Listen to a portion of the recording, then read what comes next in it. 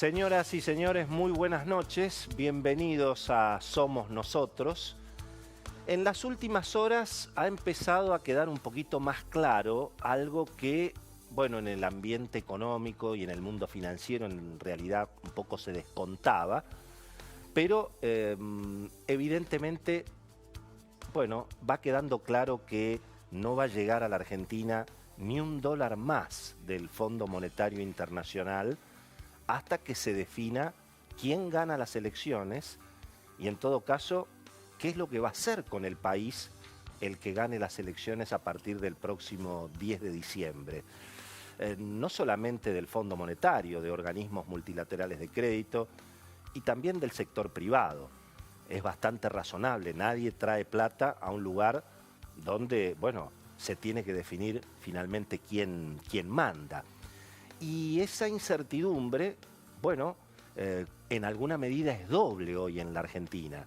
porque no está tan claro cómo va a ser el final de este primer mandato del presidente Macri, particularmente la tensión financiera que eventualmente podría reaparecer después del 27 de octubre, según los resultados, lógicamente, de las elecciones, pero al mismo tiempo, bueno, empieza a haber también mucha incertidumbre sobre eventualmente los que lleguen, qué gobierno eventualmente va a encarar Alberto Fernández y efectivamente, como también hoy indican las encuestas que acertaron en su momento las PASO, es hoy Alberto Fernández el que tiene la mayor chance de ganar las elecciones. Ahora, claro, el problema con el Fondo Monetario es en definitiva que hoy la Argentina está en una situación en que prácticamente no puede pagar su deuda, no solamente con el Fondo Monetario, sino con el resto de los acreedores privados. Y este no es solamente un problema del gobierno nacional, sino que empieza a ser un problema de los gobiernos provinciales e incluso está empezando a afectar algunas deudas del sector privado, porque empieza a haber problemas con los giros de fondos al exterior y, digamos, de más regulaciones, en un escenario en el cual lo más probable es que el final de este primer mandato del presidente Macri, bueno, llegue con un banco central con reservas prácticamente agotadas, o al menos solamente para sostener los depósitos en dólares, que eso en alguna medida, bueno, es lo único positivo de este final tan complicado del primer mandato de Macri. Fíjense que los datos que se conocieron hoy respecto de lo que está pasando en los bancos, bueno, en alguna medida volvieron a tranquilizar un poquito al mercado, siguen los retiros de los depósitos, pero por ejemplo el lunes, que fue el último dato disponible del Banco Central, los retiros fueron de unos 90 millones de dólares. Había habido un pico el día viernes pasado, que los retiros superaron 300 millones, eso prendió alguna luz amarilla, pero bueno, eso debe haber tenido que ver posiblemente con el pago de letras y compromisos a los minoristas, y evidentemente ahí hubo ese número. Pero reitero, lo que tranquilizó es el número de hoy. Insisto, siguen los retiros de depósitos, pero alcanza con el volumen de reservas precisamente para que la Argentina no repita esa salvajada del 2001 que tantas veces hemos comentado aquí, donde finalmente se perdió el patrimonio de los que ahorraban en la Argentina. Y eso naturalmente no debería volver a repetirse, y en todo caso, si se tiene que profundizar el control de cambios de aquí hasta diciembre, bueno, precisamente va a ser para garantizar los depósitos del público. Pero lo concreto es que la incertidumbre se está potenciando porque, bueno, también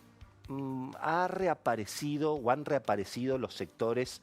de alguna manera más de izquierda del frente que lidera Alberto Fernández. Ha reaparecido Cristina hablando de economía, con, bueno, propuestas de intervención económica en los precios, en las ganancias de las empresas, cosas que ya fracasaron en alguna medida en la propia gestión de Cristina. Y claro, desde el campamento de Alberto Fernández se insiste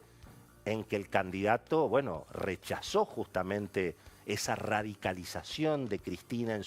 particularmente en su segundo mandato, se fue del gobierno, ha declarado más de una vez que algunas de esas medidas habían sido negativas, pero la realidad que los números están bastante complicados en términos económicos. Fíjense que finalmente, si no hay ajuste en el sector público, y es muy difícil que lo haya, si se mantiene la indexación de los gastos del Estado, y bueno, ¿qué alternativa puede tener eventualmente el gobierno de Alberto Fernández? Hay muchos que insisten en que no va a haber digamos, un enfrentamiento con el mundo financiero internacional, que es el que tiene que seguir financiando a la Argentina,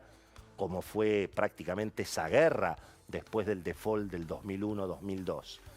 Pero, ¿de dónde van a salir los recursos? Muchos creen que finalmente, bueno,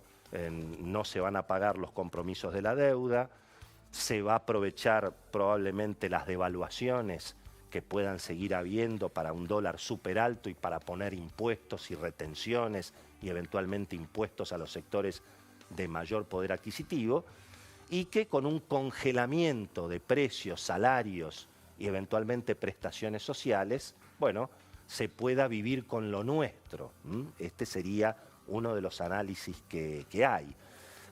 Hay quienes suponen que no va a ser tan amigable la negociación con los acreedores.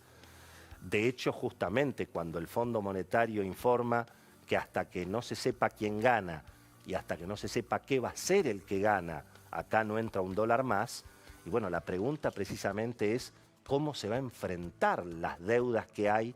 no solamente con los acreedores del Fondo Monetario, sino también con los acreedores privados. Y además hay otras deudas que se están generando. Se están atrasando fuertemente las tarifas, se han congelado los precios de los combustibles. Son todas cuestiones que se tienen que definir en el próximo gobierno y que también suman a una deuda complicada que va a haber que administrar. Y además ha reaparecido en las últimas horas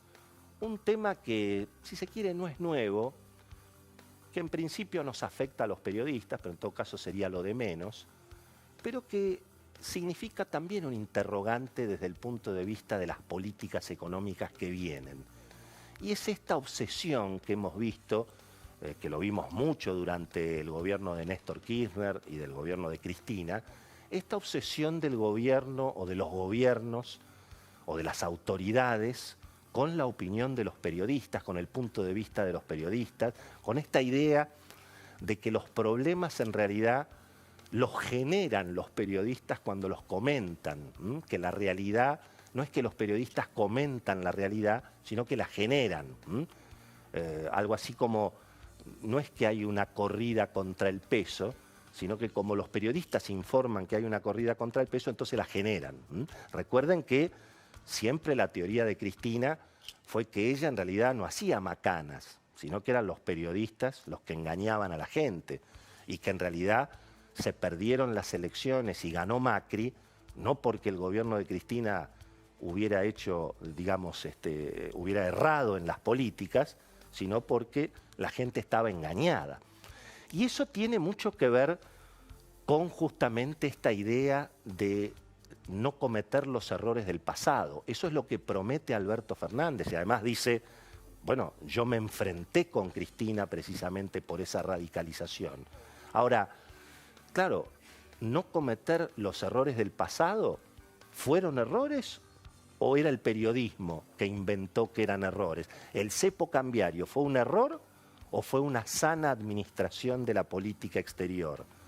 El vamos por todo, el enfrentamiento con los sectores agropecuarios, ¿todo eso fue un error o fue un invento de los periodistas? Por eso es interesante, más allá de que obviamente se necesita libertad de prensa y en una república y en una democracia republicana es imprescindible, pero independientemente de esa cuestión, el tema es interesante porque, una vez más, ¿los errores del pasado fueron errores o fueron inventos del periodismo? Y esto tiene mucho que ver también para la Argentina que viene en términos de la discusión parlamentaria. ¿Qué capacidad va a tener el próximo gobierno, con Macri o sin Macri, de avanzar en el Congreso?